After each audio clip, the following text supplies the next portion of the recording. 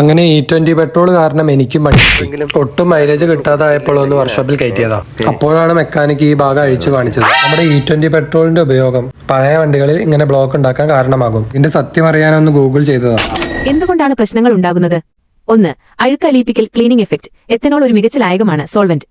വർഷങ്ങളോളം സാധാരണ പെട്രോൾ മാത്രം ഉപയോഗിച്ച ടാങ്കുകളിലും ഫ്യൂവൽ പൈപ്പുകളിലും അടിഞ്ഞുകൂടിയിരിക്കുന്ന പഴയ കറകളെയും അഴുക്കിനെയും സ്ലഡ്ജ് ഡെപ്പോസിറ്റ്സ് എത്തനോൾ പതിയെ അലിയിപ്പിച്ചെടുക്കുന്നു. 2. ഇഞ്ചക്ടറിലേക്കുള്ള ഒഴുക്ക് ക്ലോഗിംഗ് ഇസ്റ്റി. ഇങ്ങനെ അലിഞ്ഞുവരുന്ന ഈ അഴുക്ക് അല്ലെങ്കിൽ അവശിഷ്ടങ്ങൾ പെട്രോളിനൊപ്പം യാത്ര ചെയ്ത് നേരെ എത്തുന്നത് ഫ്യൂവൽ ഇഞ്ചക്ടറിലേക്കാണ്.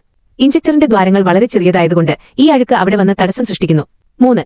ഇഞ്ചക്ഷൻ തകരാർ സ്പ്രേ പാറ്റേൺ ലോസ്. ഇഞ്ചക്ടർ അടയുന്നതോടെ ഇന്ധനം കൃത്യമായി സ്പ്രേ ചെയ്യാൻ പ്രോപ്പർ ആറ്റോമൈസേഷൻ കഴിയാതെ വരുന്നു. വണ്ടിക്ക് പിക്കപ്പ് കുറയാനും മൈലേജ് കുറയാനും വണ്ടി കിതയ്ക്കുന്ന അവസ്ഥയുണ്ടാകാനും ഇത് കാരണമാകുന്നു. 4. ഈർപ്പം ആഗിരണം ചെയ്യൽ ഹൈഗ്രോസ്കോപ്പിക് നേച്ചർ. എത്തനോൾ അന്തരീക്ഷത്തിലെ ഈർപ്പത്തെ മോയ്സ്ചർ വലിച്ചെടുക്കാൻ കഴിവുള്ളതാണ്. ഇത് ടാങ്കിൽ ഈർപ്പമടിയാൻ കാരണമാവുകയും അത് ഇഞ്ചക്ടർ പോലുള്ള ലോഹഭാഗങ്ങളിൽ തുരുമ്പ് കൊറോഷൻ ഉണ്ടാക്കുകയും ചെയ്യും. ചുരുക്കത്തിൽ പറഞ്ഞാൽ നമ്മുടെ പഴയ വണ്ടികളൊക്കെ ഇനി ഇടയ്ക്കിടയ്ക്ക് വർക്ക്ഷോപ്പിൽ കയറ്റേണ്ടി വരും.